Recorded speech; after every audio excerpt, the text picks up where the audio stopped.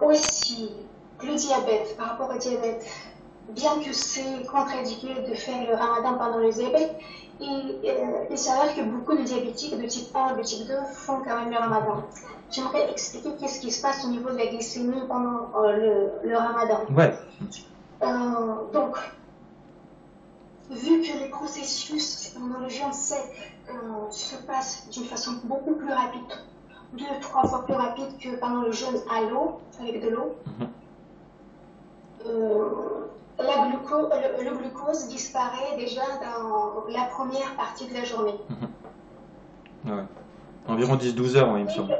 En fin de la journée, les personnes se trouvent souvent en hypoglycémie. Par contre, lorsqu'ils reprennent l'alimentation après les couchers du soleil, souvent les personnes se jettent sur les sucres, les desserts, surtout les sucres simples, qui vont dans le sang rapidement en grande quantité. Et forcément, on constate des pics d'hyperglycémie. On constate aussi l'augmentation de résistance à l'insuline. Après les prises de nourriture riches en sucre simple, en grosse quantité. Pour des personnes diabétiques de type 1 qui prennent des injections de l'insuline, forcément, qu'est-ce qu'ils vont faire? Ils vont diminuer la glycémie, mais en même temps, ils ont plus tendance à se retrouver en hypoglycémie pendant le jeûne sec suivant, le jour suivant. Ouais. Là d'autres, les personnes en insuffisance adrénale aussi se trouvent souvent avec l'hypoglycémie. Il faut savoir, il vaut mieux vérifier avant ou pendant le jeûne, faire des analyses si c'est possible, ou consulter avec votre médecin quand même, pour savoir si vous n'avez pas d'insuffisance adrénale. Ouais, très important. Donc, le diabète, quelque part, pour avoir de l'eau, la personne a besoin de manger du sucre. Puisque c'est en présence du glucose que la graisse va produire de l'eau et l'énergie. Or, c'est contre-indiqué pour les personnes diabétiques. Donc, c'est très contradictoire et c'est pour cette raison-là qu'il est plutôt conseillé soit de ne pas faire le ramadan, soit remplacer le jeûne sec par le jeûne à l'eau. Et ensuite, le soir, la reprise d'alimentation, faire on va dire un régime de restriction calorique, mais qui ne sera pas basé essentiellement sur les glucoses. Complètement.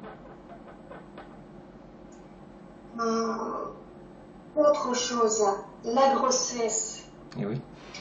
Donc un sujet très, très important puisque bien que ça peut paraître pour beaucoup de gens que c'est contre-indiqué de jeûner, de faire le ramadan pendant la grossesse, il s'avère que beaucoup de femmes enceintes musulmanes font le ramadan. Donc j'ai regardé des articles scientifiques, des statistiques médicales par rapport à ce sujet. Donc qu'est-ce qu'il s'avère? Il s'avère que déjà on constate que le poids de placenta diminue pendant le ramadan. Si le ramadan tombe sur le deuxième et troisième trimestre de grossesse, parfois donc il arrive que les personnes accouchent des enfants avec un poids insuffisant. Si le ramadan tombe sur le premier trimestre, surtout au début de grossesse ou juste avant la grossesse, les généticiens ont constaté que les enfants qui naissent ont tendance à développer l'obésité et l'anxiété à l'âge adulte. Il y a des changements épigénétiques.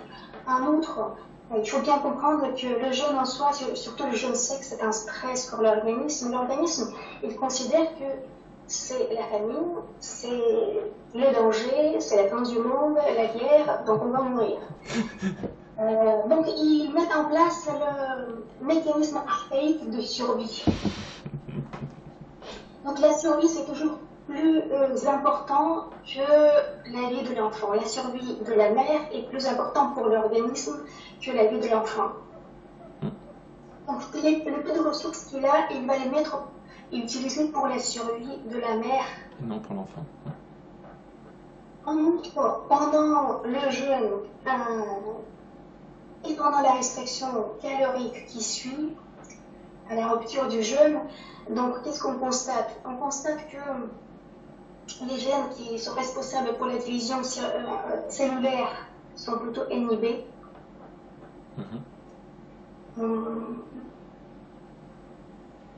Si les gènes qui sont responsables pour la réparation de l'ADN aussi sont inhibés, certains en tout cas. Ok.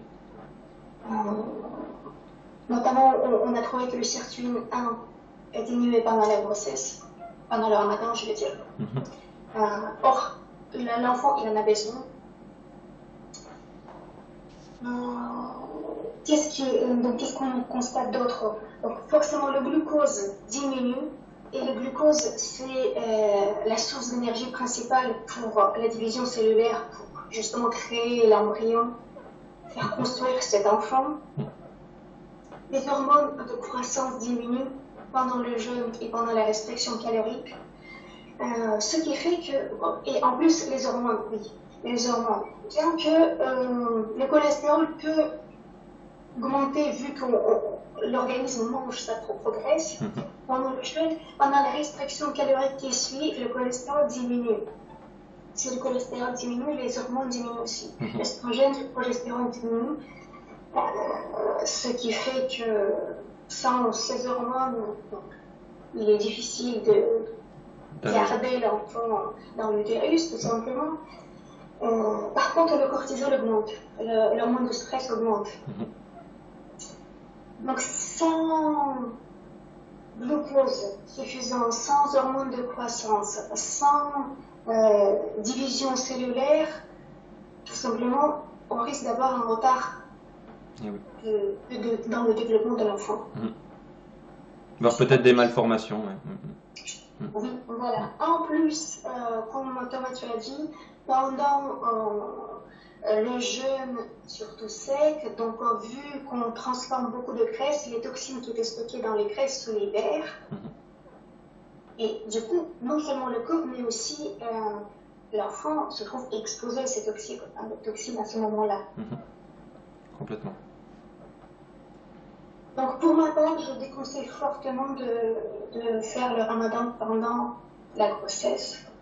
Par contre, de le faire un mois ou plusieurs mois avant la conception de l'enfant, ça peut être très bénéfique pour l'enfant. Ah oui, complètement. Et justement, l'organisme de la mère s'est renouvelé, les cellules souches sont en grand nombre libérées, le système immunitaire renforcé, les toxines sont déjà sorties. Donc là, ça peut être que bénéfique pour l'enfant. Complètement, c'est clair. Mais c'est vrai que pendant le jeûne, c'est pas pendant le jeûne et la grossesse, c'est pas idéal. Même quand c'est pas les jeûnes secs, c'est contre-indiqué aussi, de toute façon. Mais c'est évident pour nous, mais c'est pas évident pour tout le monde. C'est clair, complètement. C'est pour ça que c'était important de le préciser ici, complètement.